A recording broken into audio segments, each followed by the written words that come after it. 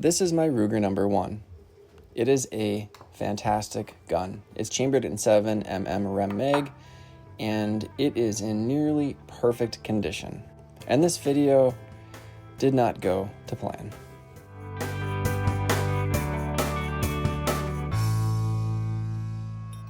My plan for this project was to buy a factory takeoff barrel for a Ruger number 1, set it at about 22 inches, the factory is 26 inches, and then thread it for a suppressor.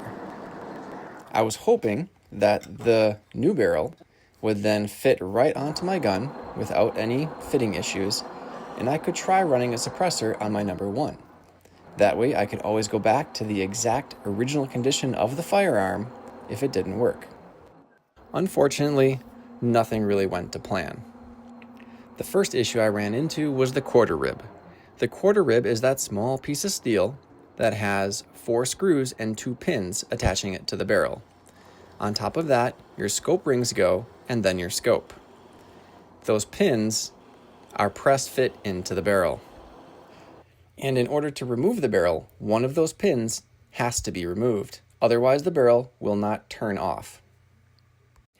The only way to remove a small pin that is press fit into something is to use a mini slide hammer, and that's what I'm making at the lathe.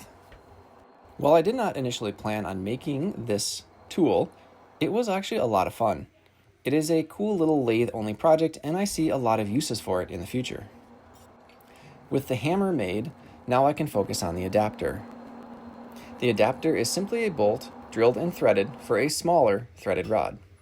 That smaller threaded rod will then fit into the pin on the barrel once it's drilled and tapped.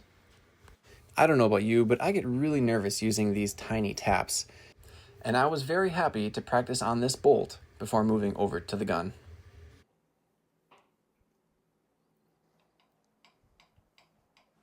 And assembly is pretty straightforward. Again, no need to make the part if you can buy it.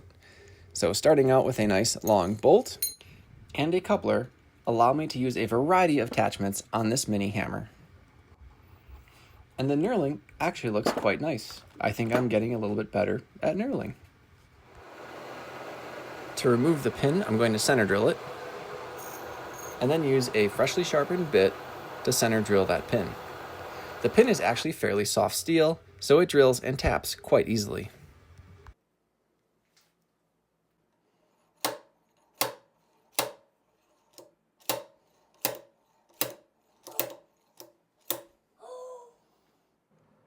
Before attempting to unscrew the barrel, I'm going to remove the firing pin spring, as well as the breech block and extractor.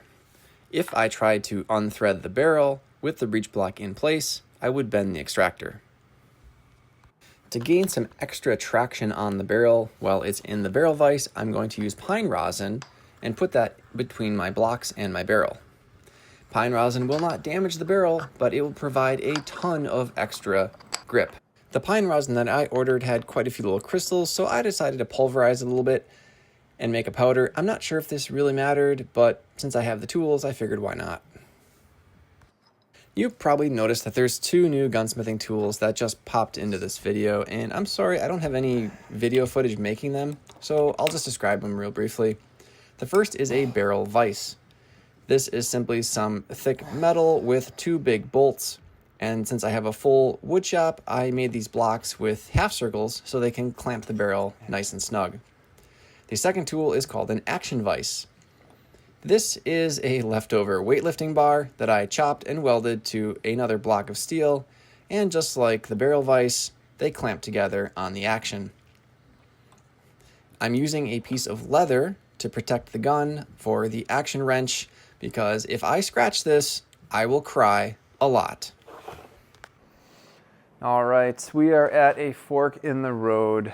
I got a takeoff barrel right here, figuring it was 22 inches. Maybe I could adapt this, thread it, and see if a suppressor would work well in a Ruger number 1. However, I was wrong. This barrel is off of a lightweight. It doesn't really say on here. But essentially what I discovered is that, well, it is all cut and threaded for the Ruger number 1. Actually, I think it might be a Ruger number 3. But anyway, these threads do not clock correctly, so it actually clocks upside down, meaning that the mounting for the quarter rib is going to be on the wrong location when it's tight. Because of that, too, the extractor cut is also in the wrong spot. Another thing, this barrel is pencil thin on the tip. I can't thread that in any reasonable fashion and host a suppressor with confidence that it will be concentric and that I won't risk damage to the suppressor. I'm going to put this back together.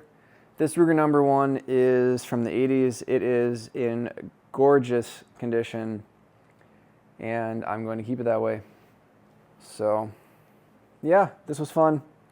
Maybe someday I'll buy a different Ruger number 1 and play with that. On the bright side, I have a whole bunch of nice new tools now. A little slide hammer, barrel vise, action vise, and a bit of knowledge. So we'll take that, put it in the bank, and call it good.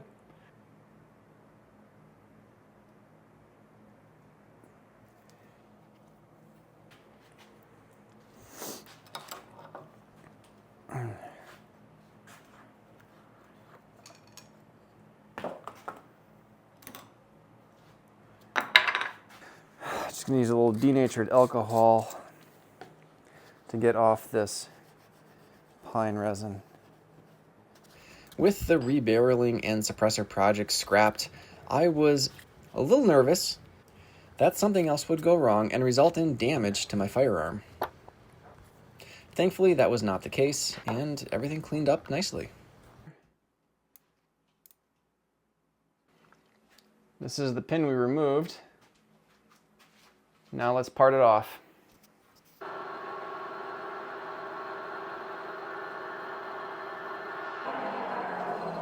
Oh man, there's a lot of metal shavings down there. Ugh. Somewhere. It's somewhere. What does it look like? Really small.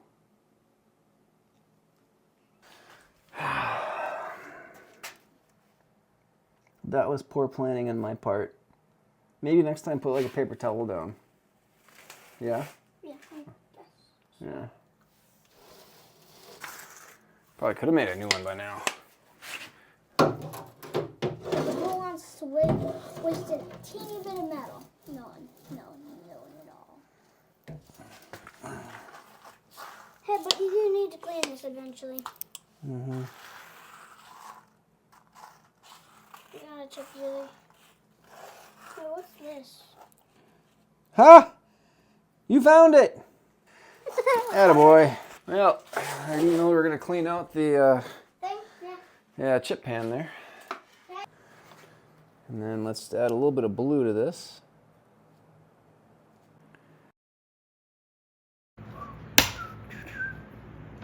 There we go.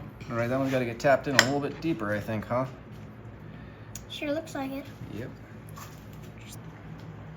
I got it put together and I realized my scope was slightly tilted. I had over-tightened the barrel by just a few degrees. That's why I put it back in the gun vise. And now it should be perfectly straight again. The number 1 project was a complete failure, but I did come up with 3 new tools that I can use for future projects, and they turned out really well. And at the end of the day, I was able to put the gun back to its original condition. I did not damage it. Thanks for watching, and till next time.